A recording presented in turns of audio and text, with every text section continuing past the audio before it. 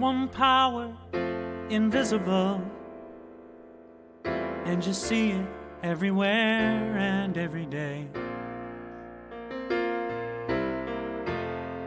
One power, indescribable, and you speak of it with every word you say.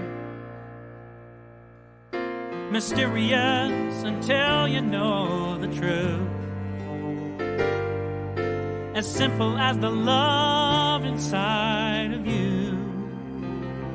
Call it God, call it Spirit, call it Jesus, call it Lord, call it Buddha, Baha'u'llah, angels' wings or heaven's door. But whatever name you give it, it's all one power, can't you see?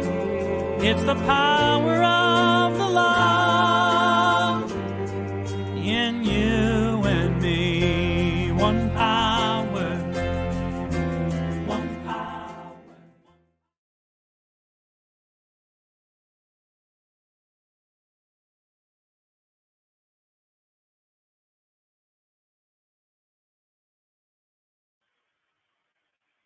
Good morning, and welcome to the Center for Spiritual Living Midtown, where we remind you that such is the nature of life, that all it asks and all it wants is the opportunity to appear. You're that opportunity, so am I, and so it is. So glad that you're with us, so glad that you're here recognizing and celebrating who you are. You are life's opportunity to show up as something unique, special, and very personal to you. We are none of us cut from some one cookie cutter that turns out expressions of the divine in lockstep motion or all looking the same. Instead, we are divine opportunities. We are the opportunities for the divine to move through us and create our own unique and wonderful lives according to what we desire, according to what we believe, according to in some cases, to what we were handed at the beginning. So welcome. I'm so grateful you're here. We celebrate you, whoever you are, whatever your background, whatever your choices, however you understand yourself, if you know yourself to be, whatever labels you use, male, female, pronouns, all of that is secondary to the fact that we know who you are. We know you are an expression of the divine, and everything you do and all that you're about is that one expression. You may not know it. It may not feel very different than just your ordinary living, but it is the essence of what ordinary living is really all about. So in a few moments, we're going to have another video showing you a little about what we believe so that you have an idea of where and how this idea of living as an expression of life can happen and show up, and some detail on how to put that to work in your life. That will be followed then with some words of wisdom from one of our practitioners. A practitioner is someone who is trained in these teachings in New Thought, trained in spiritual practice, trained in changing our thinking by changing our lives in that process. So today we have one of our practitioners with us who will share some ideas and then guide us in an affirmative prayer. That affirmative prayer will be also what we call a spiritual mind treatment. And then following that, we have a little music from Faith Rivera, and then a wonderful talk by the Reverend Cynthia Paulsen, who is a guest speaker with us today. Her talk today is going to be part of our monthly theme, which is living compassionately. And we talked last week about compassion for the world. Now, what does that look like, and how do we live that way? This week, we're going to go with the opposite direction, and that is compassion for ourselves. What does that mean, and how do we live in that way? What difference would it make if you lived a compassionate life that was also compassion for you, just as for everyone else? So that's our lineup. So right now, I'm just going to step back and allow it all to unfold as you hear our declaration of principle. Thank you for being with us.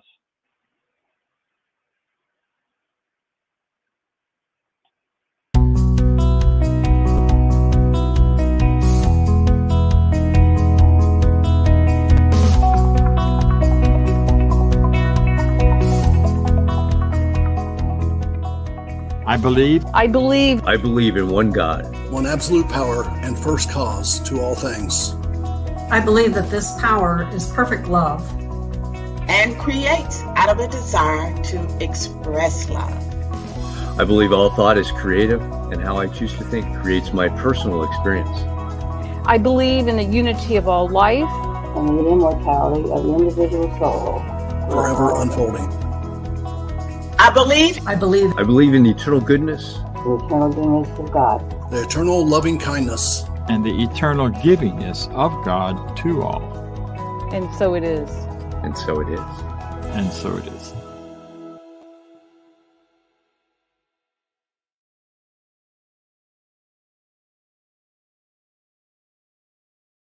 Good morning. It's great to be online with all my generous friends who enjoy the messages from CSL Midtown. This weekend, I'm attending a workshop in Los Angeles where I'm learning to reprogram the limiting beliefs in my subconscious mind and replace them with better beliefs. It's a fascinating workshop indeed. It reminds me of spiritual mind treatment, which we're going to go through here shortly. But first, I want to bring a few readings on the topic of mental equivalence. That is the power that we each have of using our own minds, and specifically our imaginations, to create the world around us. Our founder, Ernest Holmes, said, there's a power in the universe greater than we are, and we can use it. Emmett Fox, who was a teacher, a theologian, and a philosopher, and a contemporary with Ernest Holmes, said, supply yourself with a mental equivalent and the thing must come to you. When he was asked to elaborate, Fox said, what you think upon grows. Whatever you allow to occupy your mind magnifies in your life. Whether the subject of your thought is good or bad, the law works on it and conditions grow. The more you think of grievances and issues, the more trials and challenges you will encounter.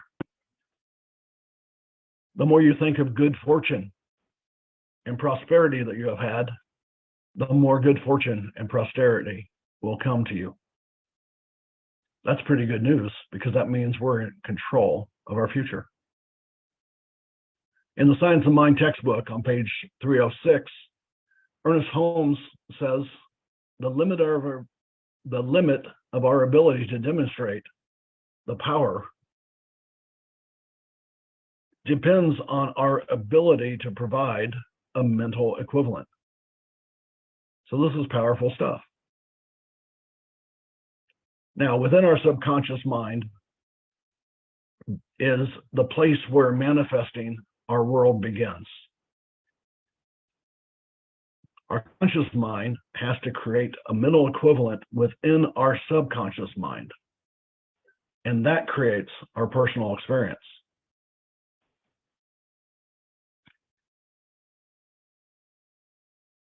What do you focus on most regularly?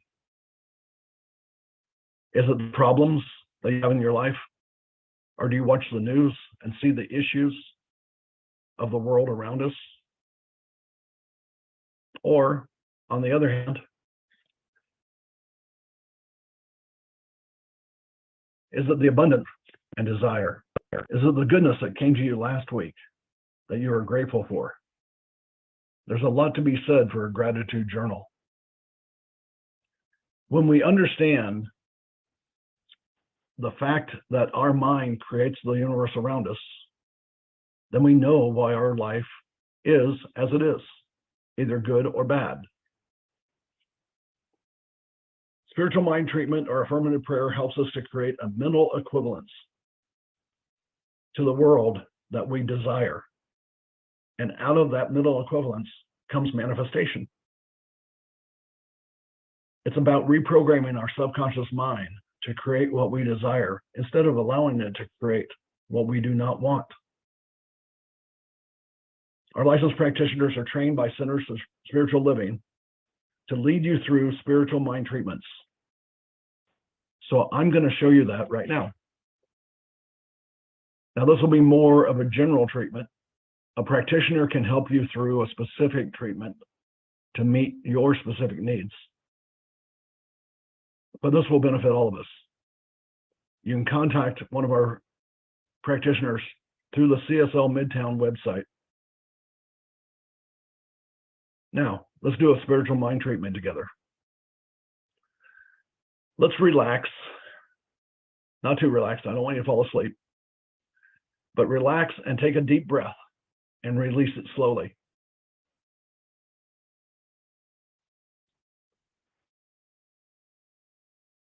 Let's take another deep breath and release it slowly. Let's hold it at the top, though. In and out. Let's do another one. Deep breath in and out.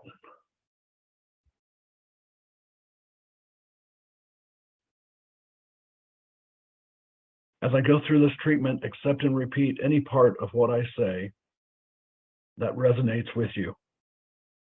If it doesn't fit or doesn't feel right to you, then simply let it pass by. So know this with me, if you will.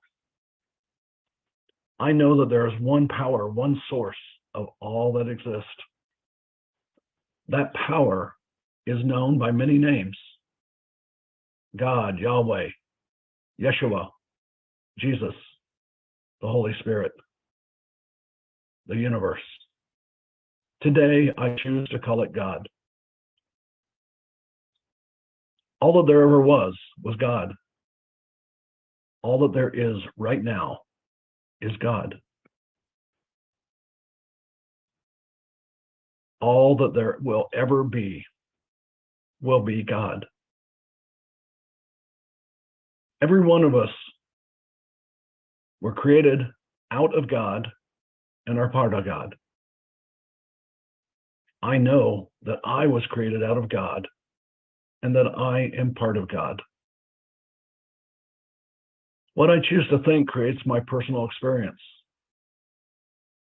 What I think becomes a mental equivalent for my life and everything around me. Therefore, I choose to think upon the good things around me. I choose to think on the prosperity I have and the abundance that God creates with me and through me. I choose to think of the generosity of those hearing my voice and the abundance that is received by the sinner to help it continue. I choose to think and give thanks for my continuing good health and my getting better health-wise every single day. I think of the good of my growing finances. I think of my ability to thrive in every way. There is nothing that can hinder my abundance except my thoughts. Nothing can hinder the abundance of those who make up the center that is known as CSL Midtown, except our individual thoughts.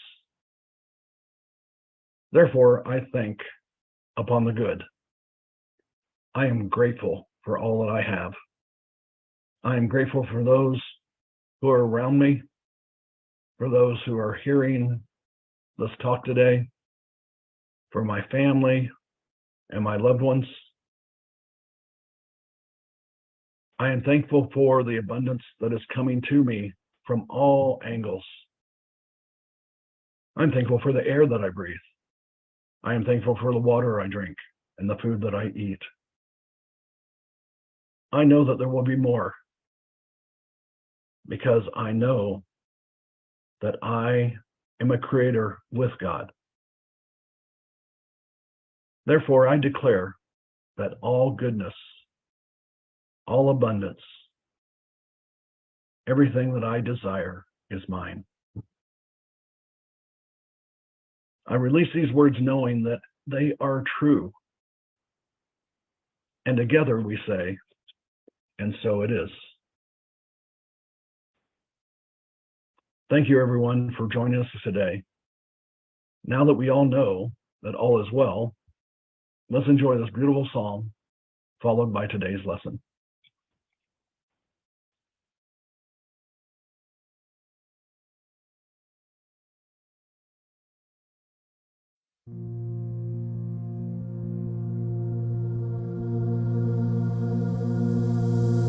Close my eyes, I open my heart, I'll take a deep breath, let the healing start. I lift my hands, I plant my feet, I let love in, I feel the beat that's calling us to rise, rise, Spirit rise up, rise in me. I ready my soul, I clear my mind, I'm here and now, in present time. The power of 1,000 suns lighting up the dark. Oh, we rise as one. Oh, rise, rise, Spirit rise up, rise in me.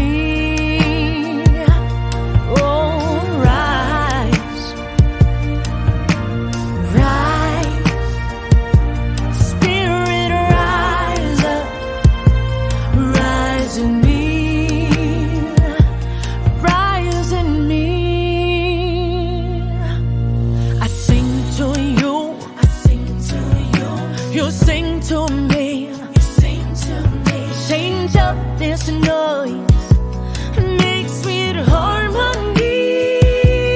Come on and rise, oh rise, Spirit rise up, rise in me. Oh, rise,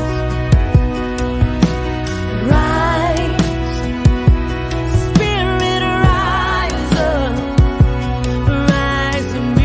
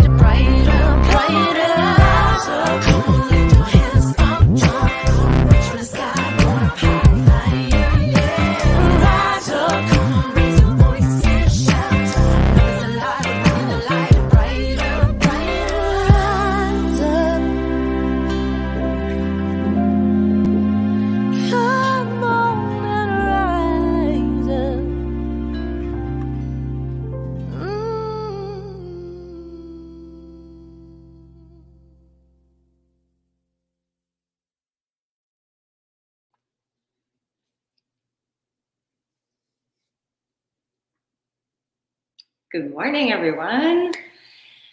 We have such a fun theme this month for June, compassionate living. And I think it's something that we could all become more aware of and strive to incorporate in our lives. So I thought I would kind of start simple today and talk about what this really means. When we consider compassionate living, compassionate just means having or showing compassion, obviously. And compassion means a feeling of deep sympathy and sorrow for another who is stricken by misfortune. Now, let me just pause right there for a second, because that really doesn't sound like what we're all about. A feeling of deep sympathy and sorrow for another's misfortune?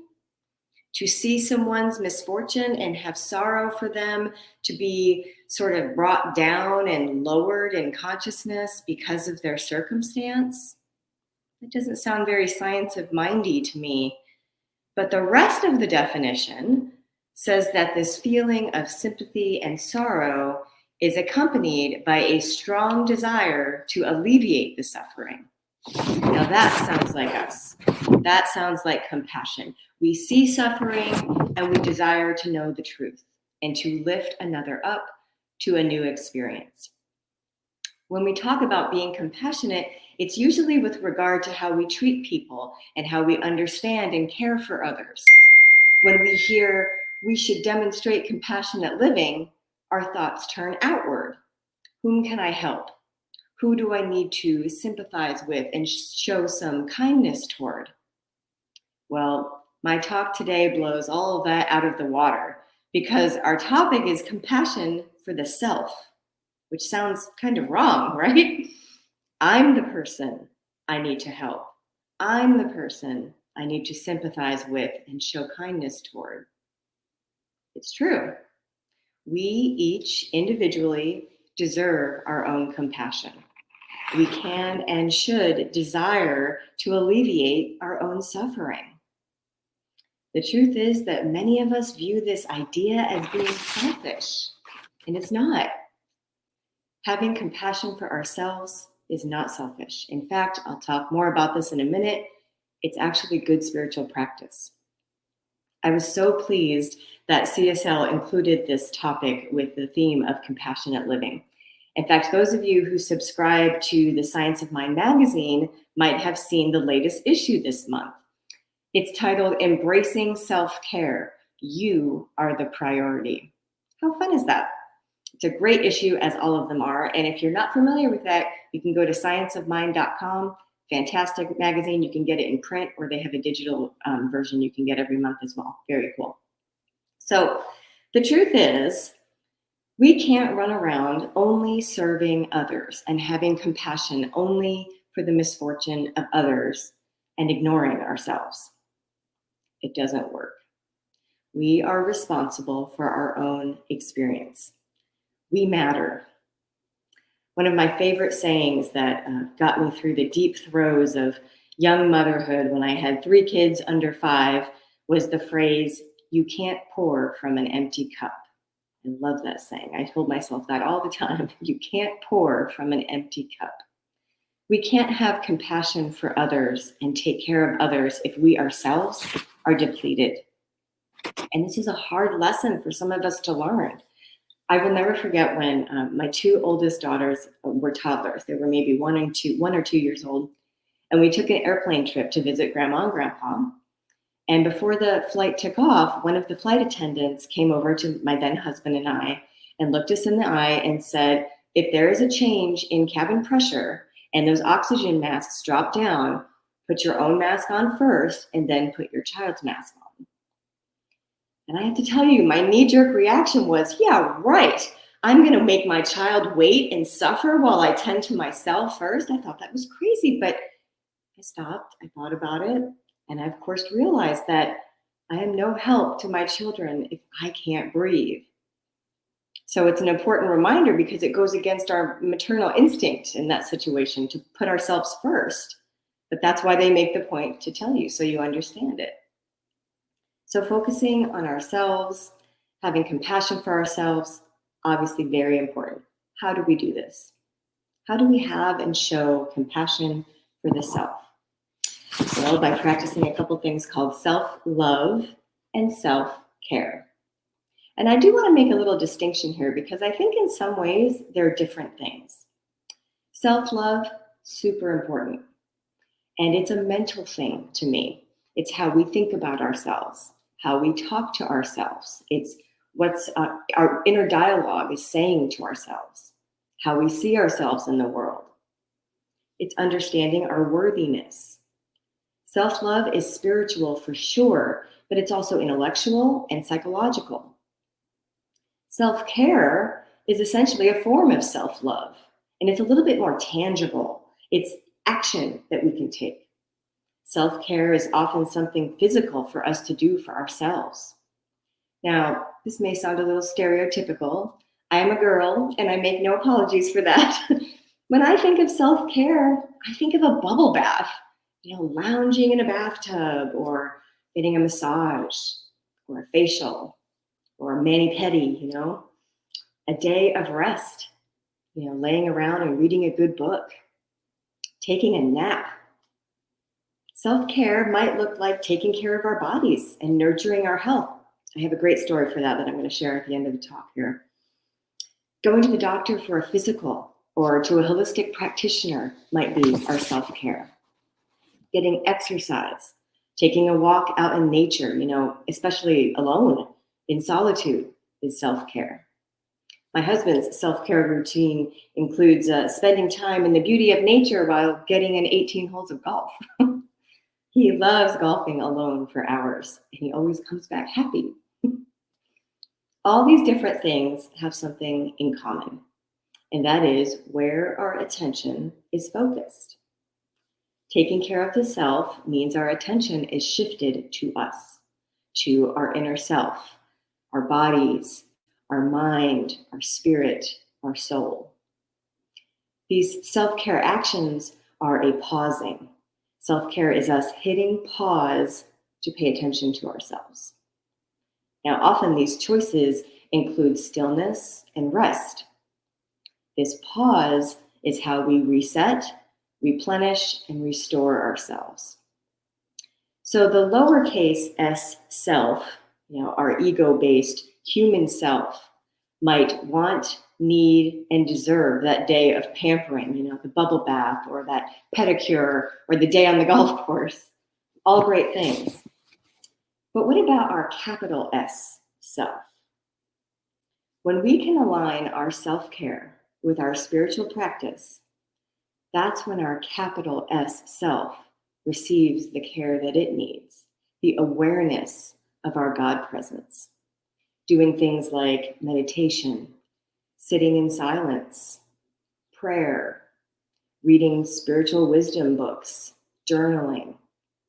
Self-care is absolutely about self-awareness.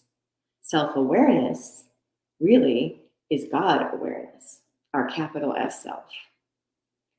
Joanne McFadden is the minister of the New Thought New York CSL, and she wrote about this very topic in this month's Science of Mind magazine.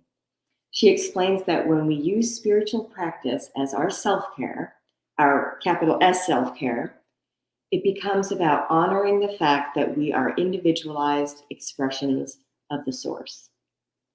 Self-care, having compassion for our divine self, resting in the presence, these things nourish the roots of our divine essence. Self-care is a retreat from the turmoil of our lives. I call it the human muck. Self-care is a way to check in with our soul. We let go of our outer selves, coming closer to who we really are, to our truth. Now, it is so easy to just say this and talk about it. Go practice your self-care. Go make yourself a priority. Do your spiritual practice. But let's be honest. We are busy. We are busy people, sometimes to a fault. We have a lot going on. In that same article, Joanne McFadden said she does this exercise with her students where she gives them an empty glass baby food jar and a walnut and a little bag of rice. And she tells them, put the rice in the jar and then add the walnut. And it doesn't work. The walnut doesn't fit. Then she has them pour out the rice and put the walnut in first, and then the rice is poured in, and magically it all fits. Everything fits. Now, the walnut, of course, is our self-care, connecting with spirit, our spiritual practice. The rice is all that other stuff that needs to get done in our busy lives.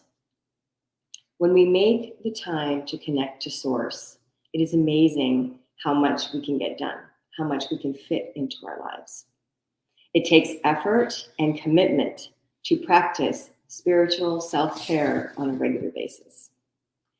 Guess what master teacher demonstrated this for us? Jesus modeled this behavior of retreating, resting, returning to Source all the time. The Bible is full of scriptures that say things like Jesus found a deserted place, or he departed to the mountain, or he went to a solitary place. Over and over again, Jesus went off to be alone, to pray, I would say to meditate, to be still, and connect with his deepest, highest self, which he called his Father, the Father within him. He used this practice to realize his unity with Source. There's a book by Carolyn Oakes, Oakes is her last name, and she wrote a book called Practice the Pause. And it is about how Jesus's repeated practice of pausing is the same method that neuroscientists today have proven changes our brain in ways that enhance insight and compassion. I love it. It's such an interesting book. I highly recommend it. There is something to this self-care practice of Jesus. The New Testament shows us that Jesus had this pattern of going off and practicing stillness and solitude by himself, and then returning to inspire others, to heal them, and perform miracles. He demonstrated the importance of self-care and spiritual practice for us. He was instructing us how to take time to rest, be still, and cultivate a relationship with our divine source. Taking the time to do this is necessary for us as humans.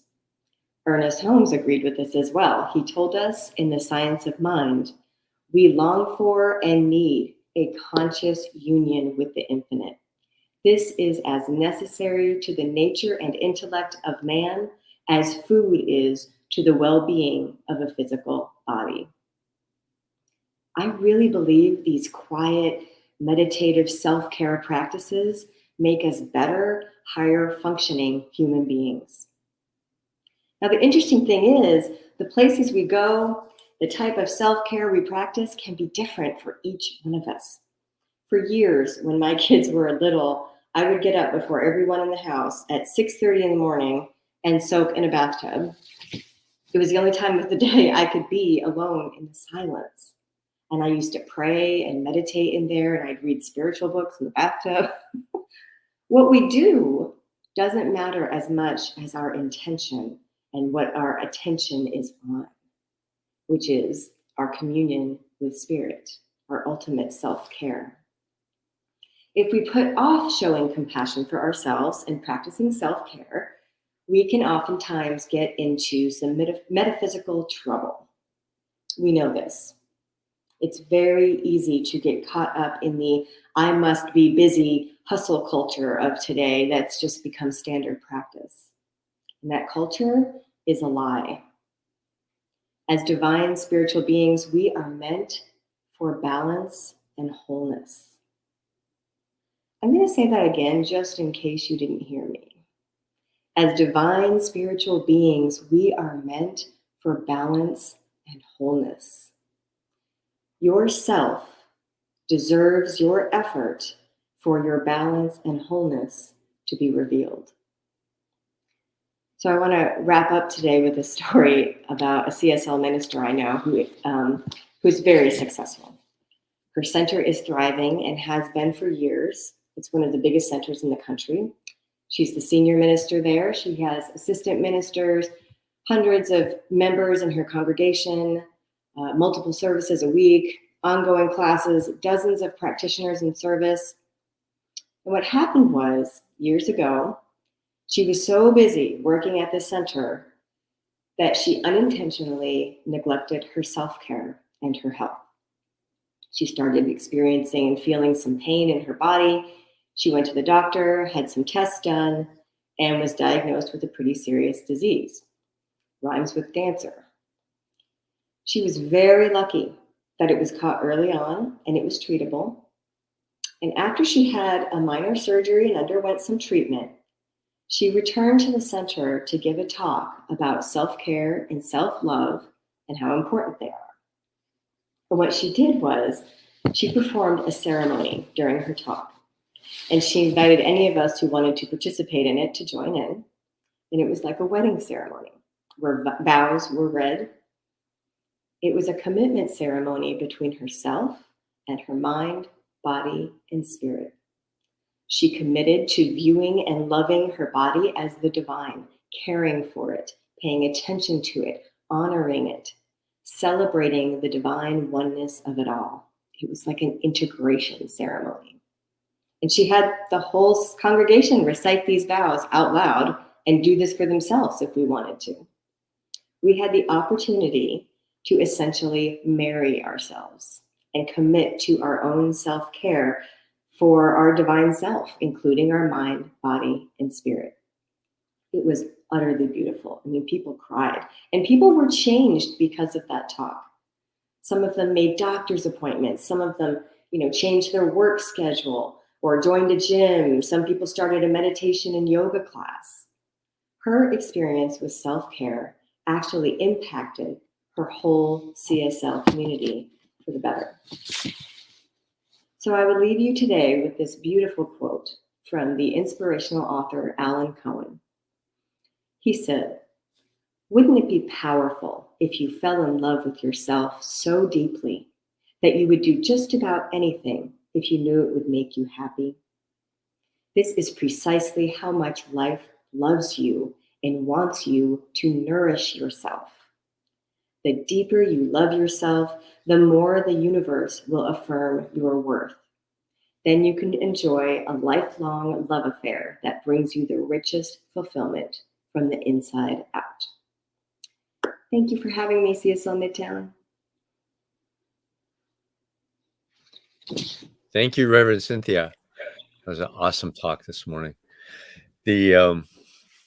Now is our opportunity to give back. And in our giving, we're a very giving community, and supporting us in the way that we have to share this message with the world.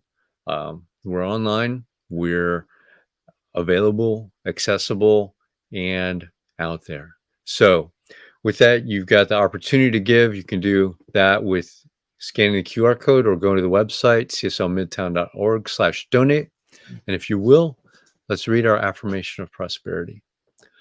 I live in a universe of abundance. As I freely and joyfully give, I join in the divine flow, and all that I share with life returns to me multiplied abundantly. And so it is. So I've got a couple of announcements. We've got coming up at the end of the month, the June. Okay. 25th. Yeah, there you go. 24th and 25th. There are two events, but this one, the 24th is Being the Beloved Community. That's in the morning, 10 to noon at the City of Light. We're going to have Reverend Dr. Jim Lockhart come in. For anybody that is a minister, spiritually minded, a practitioner, anybody that feels like they're in that category, this is Being the Beloved Community. On the 25th in the afternoon, Are You a Spiritual Edge Walker? This is a workshop about change by Dr. Jim Lockhart, and that will be at the same location from 2 to 5. And Dr. Jim will also be our speaker that same day, that Sunday. So take a look at the website. If you like, register for those events. We'd love to have you there. And Dr. Bob will be back next week online, as we are for the summer, So if you now watch your screen, and we will do our closing affirmation, our affirmation of life. I leave this place now, knowing something better than I knew before. I go forth into the world with a heart full of love and a mind full of good sense. I look at the world in a greater way, knowing that I have within me everything I need to create the life I desire. I give thanks for this understanding, and I am grateful for the spirit of life that lives through me. And so it is. Have a great week, everybody. We'll be back next week.